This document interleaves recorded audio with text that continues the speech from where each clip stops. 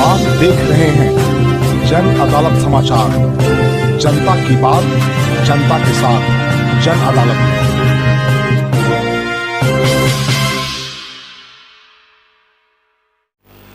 नमस्कार, जन अदालत में आपका स्वागत है। मैं बाबा शिवाजी। देश में जो चर्चा का विषय है वह है महुआ मोइत्रा के द्वारा जो संसद का एथिक्स कमेटी है उसके ऊपर गंभीर आरोप लगाना। आप इस बात को समझिए कि कैश फॉर क्वेरी के मामले में महुआ मोइत्रा को 2 नवंबर को जो आचार समिति है संसद का उसमें उनको पेश होना था। महुआ मोइत्रा पर बहुत ही गंभीर आरोप लगा था और जो उद्योगपति दर्शन हीनानंदानी हैं उन्होंने हलफनामा दे करके ये कहा कि जो संसद का जो पोर्टल है और जो संसद लोग होते हैं, मेंबर होते हैं, उसको लॉगिंग आईडी और पासवर्ड दिया जाता है, लेकिन जो महुआ मोइत्रा का जो लॉगिंग आईडी पासवर्ड था वो उद्योगपति दर्शन हीनानंदानी दुबई से चला रहे थे। और एक खास उद्योगपति अडानी के सवाल में अडानी पर उन्होंने सवाल उठाया था और जांच के क्रम में बात सामने आया था कि महुआ मोइत्रा ने अपने कार्यकाल में 61 सवाल किए थे, जिसमें 50 से 51 सवाल अडानी पर था।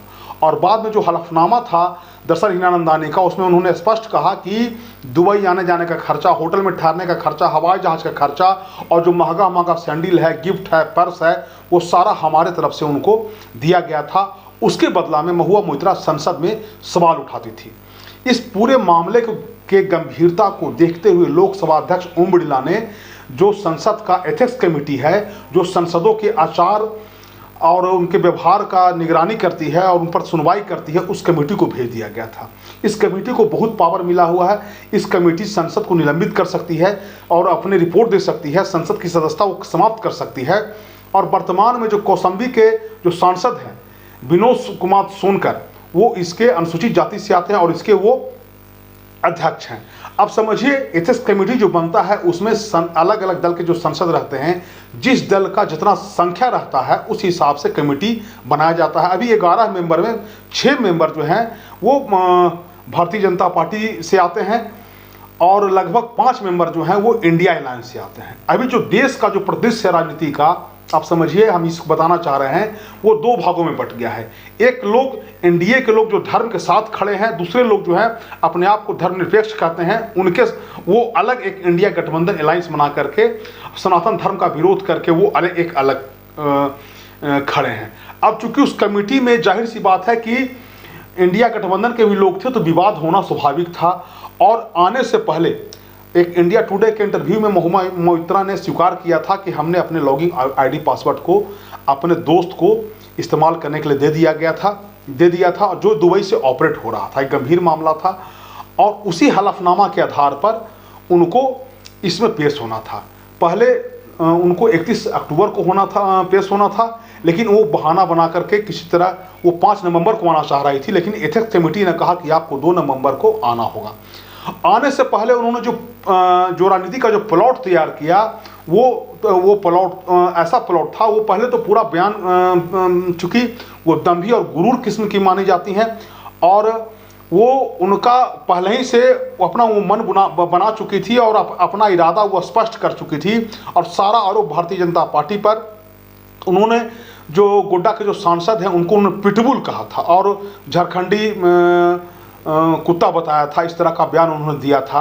अब उन्होंने 2 नवंबर को एथिक्स कमेटी को चिट्ठी लिखा। चिट्ठी में उन्होंने कहा था कि हमको जो है क्रॉस एग्जामिनेशन करना हम चाहते हैं। आप क्रॉस एग्जामिनेशन करने के लिए उनको बुलाइए, दर्शन हीनानंदानी को और आनंद देहद्राई जो उनके पूर्व दोस्त थे, काफ़ी अंतरंग संबंध उनके साथ था, जो अलग हो गए थे उनका कुत्ता हेनरी के लिए, इसी के लिए सारा विवाद हुआ और आनंद देहद्राई ने सारा पोल खोल दिया और उनका सारा कच्चा चिट्ठा जो है बाजार में आ गया और पूरा जग जाहिर हो गया। तो उन्होंने सवाल किया था, चूंकि जो क्रॉस एग्जामिन जो होता है वो एजेंसियां करती है और जो एथिक्स कमेटी है कोई एजेंसी नहीं है, ये संसद का एक आचार समिति है। और क्रॉस एग्जामिनेशन क्या वो परमिशन मांगी थी और उन्होंने कहा था कि आनंद देहद्राई को बुलाया जाए और दर्शन हीनानंदानी को बुलाया जाए, हम क्रॉस एग्जामिनेशन करना चाहते हैं। चूंकि आचार कमेटी में निर्णय हुआ और उस पर वोटिंग का भी मामला हो गया, वोटिंग भी हुआ, लेकिन चूंकि इससे पूर्व इस तरह का मामला नहीं हुआ था और ऐसा नहीं जो एथिक्स समिति है, आचार समिति है, उसमें इससे पहले क्रॉस एग्जामिनेशन कराने का नहीं प्रावधान नहीं था और ये हुआ भी नहीं। और दूसरा सवाल उन्होंने जो किया था एथिक्स कमेटी पर, वो ये किया था कि क्या एथिक्स कमेटी को ये जो आपराधिक मामला है उसका सुनवाई करने का अधिकार है, आपराधिक षड्यंत्र है या आपराधिक जो मामला है जो संसद का या उनके मेंबर का, उसका सुनवाई करने का उनको अधिकार है। सीधे सीधे उन्होंने आरोप लगाया था।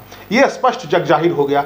अब जब 2 नवंबर को कल वो एथिक्स कमेटी के सामने प्रेजेंट हुई और दरअसल हिनानंदानी पर जैसे ही सवाल आया वो हंगामा शुरू कर दी। जैसे संसद में संसद सदस्यों के द्वारा, विरोधियों के द्वारा आप देखते हैं कि कैसे हंगामा किया जाता है और लोकसभा अध्यक्ष का घेराव किया जाता है, बाद में वो संसद का बहिष्कार करते हैं। इसी तरह वो हल्ला करते हुए, चिल्लाते हुए जो दानिश अली हैं और जो कांग्रेस के उत्तम कुमार रेड्डी हैं, गिरधारी यादव जो बांका से जदयू के सांसद हैं, यानी कि जो इंडिया गठबंधन वाले जो लोग थे, जो अपने आप को धर्मनिरपेक्ष मानने वाले लोग हैं, पार्टी के लोग हैं, उन्होंने हल्ला हंगामा शुरू कर दिया और महुआ मोइत्रा के साथ हंगामा करते हुए संसद से वो उस मीटिंग का बाइकआउट कर दिया।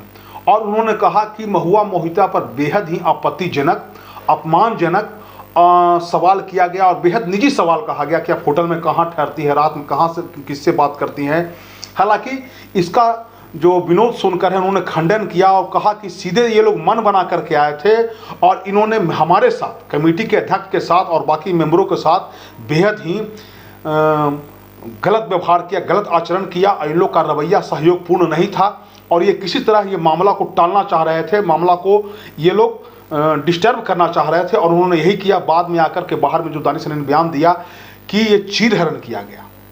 आप समझिए कि जब संसद में कोई ठोस मामला जब उठता है तो कैसे विरोधी पार्टी के लोग हंगामा करते हैं, हंगामा करके पूरे मामला को संसद ठप करा देते हैं। कई बार ऐसा मामला हुआ कि संसद को ठप करना पड़ गया है और ये इन्होंने वही किया। हालांकि उसके बाद भी जो एथिक्स कमेटी था उसका वो बैठक जारी रहा और आगे भी जो सुनवाई करना रहेगा वो सुनवाई करेंगे। लेकिन जो गिरधारी यादव हैं या जो उत्तम कुमार रेड्डी हैं या जो दानिश अली बसपा के सांसद जिन पर आरोप लगा, जिन पर रमेश बिधूड़ी ने टिप्पणी किया था और उनका मामला अभी विशेषाधिकार कमेटी में अभी लंबित है, वही वो सांसद हैं और हैं तो बसपा के सांसद, लेकिन कांग्रेस से उनका बेहद ही नज़दीकी संबंध है। इस घटना के बाद राहुल गांधी भी उनसे मिलने के लिए गए थे।